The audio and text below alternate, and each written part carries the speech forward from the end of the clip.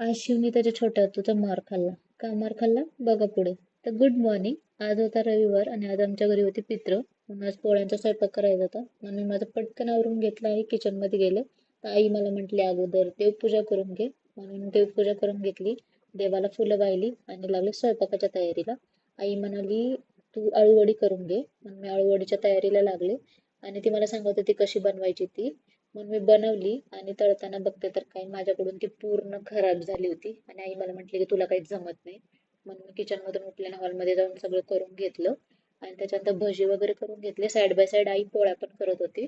आईची पोळी मस्त फुगली होती आणि तिच्या पोळ्या टेस्टी पण खूप भारी होतात.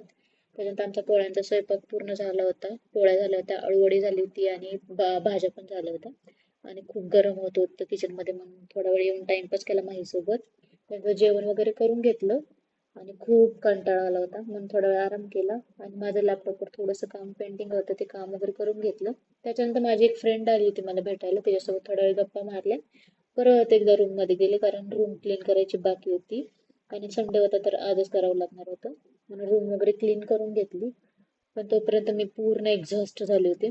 मग नंतर संपदाची हेल्प घेतली थोडा वेळ, तिच्याकडून थोडंसं काम करून घेतलं आणि परत बघते तर काय तिला काम सांगितलं की तिचा चेहरा कसा झाला होता बघा.